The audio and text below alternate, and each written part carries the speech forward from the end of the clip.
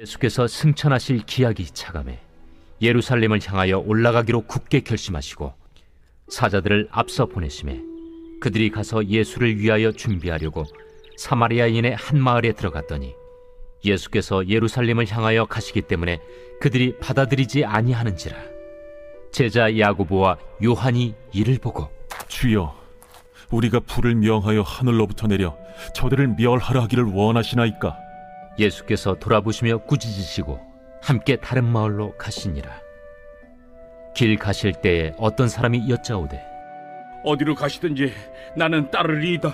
여우도 굴이 있고 공중의 새도 집이 있으되 인자는 머리둘 곳이 없도다. 또 다른 사람에게 나를 따르라. 나로 먼저 가서 내 아버지를 장사하게 허락하옵소서. 죽은 자들로 자기의 죽은 자들을 장사하게 하고 너는 가서 하나님의 나라를 전파하라. 주여, 내가 주를 따르겠나이다마는 나로 먼저 내 가족을 작별하게 허락하소서. 손에 쟁기를 잡고 뒤를 돌아보는 자는 하나님의 나라에 합당하지 아니하니라.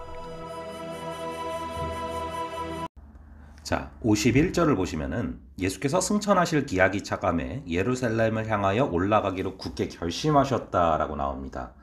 이 예루살렘으로 향하여 가신다는 것은 이제 십자가를 지러 가시는 거예요. 이것을 결정을 아주 굳게 결심하셨다라고 써져 있는데요. 결정하기까지 쉽지 않았지만 반드시 그렇게 하시겠다는 굳은 의지를 가지고 결심하셨다라는 것이죠. 자, 그리고서 이어서 나오는 모습들을 통해서 예수님의 제자들 역시도 그 길을 따라가는데 예수님이 십자가를 지시기 위해서 따라가는 그 길을 또 따라가고 있는 이 제자들이 버려야 될 것이 무엇인가를 오늘 구절들을 통해서 정확하게 말씀하고 있습니다. 우선 첫 번째는요, 이 분노 그리고 공격 성향, 이 부분들을 버려야 함을 말씀하고 있습니다.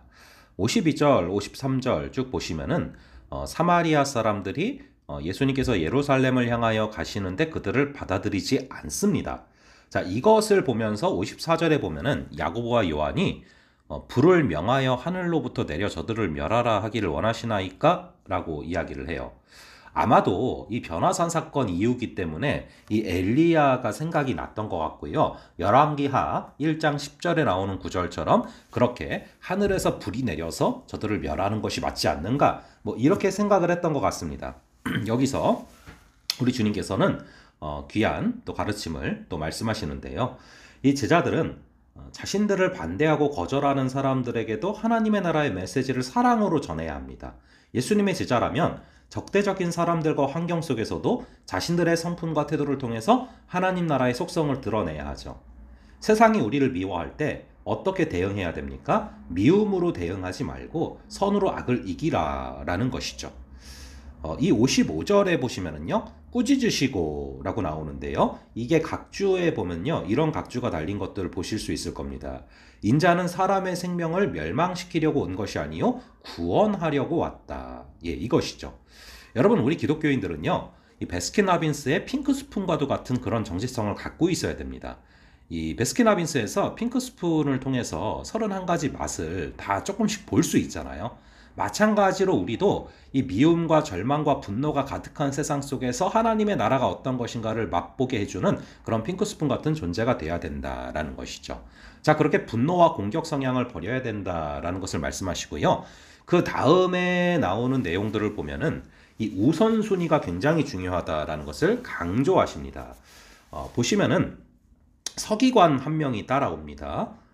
그래서 이제 57절에 어디로 가시든지 나는 따르리이다 이야기를 하니까 예수님께서 58절에 뭐라고 하십니까? 예수께서 이르시되 여우도 굴이 있고 공중에 새도 집이 있을 때 인자는 머리 둘 곳이 없다. 자, 우리 예수님은 마음의 중심을 꿰뚫어 보시는 분입니다. 아마도 이 서기관의 마음 중심에 예수님을 따르는 것을 통하여서 잘 먹고 잘 사는 그런 성공을 추구했던 것을 바라보게 됩니다. 그러니까 예수님께서는 그것을 꿰뚫어 보시고 58절과 같이 인자는 머리 둘 곳이 없다라고 말씀을 하시는 것이죠. 우리가 갖고 있는 것을 더 많이 가지려고 우리는 예수님을 따르는 것이 아니라 갖고 있는 것이 가치가 없다. 예수님에게 비교했을 때 너무나 가치가 없는 것이기에 버릴 수 있는 그런 존재가 되기를 주님께서는 원하시는 것입니다. 자, 그 다음에 또 59절과 60절을 보시면은요. 또 다른 사람에게 나를 따르라 하시니 그가 이르되 나로 먼저 가서 내 아버지를 장사하게 허락하옵소서. 자, 여러분, 이 사람이 이미 장래가 난 상태라면 이미 거기 가 있겠죠. 여기 와 있다는 것은 이게 지금 바로 장래가 터졌다고 볼 수도 있겠지만 그 확률보다는 아마도 이 59절과 60절을 통해서 볼 때요. 아버지가 죽기 전에는 집을 떠날 수 없다 라는 그런 핑계를 대는 것을 우리 주님께서 마음 중심을 꿰뚫어 보신 거예요. 이 유산을 받고서 떠나면 안 되겠나 뭐 이런 생각을 하고 있는 것을 바라본 것이죠. 그래서 우리 주님께서는 정확하게 우선순위를 이야기를 하고 강조를 하시는 것입니다. 그래서 손에 쟁기를 잡고 뒤를 돌아보는 자는 하나님의 나라에 합당하지 않다.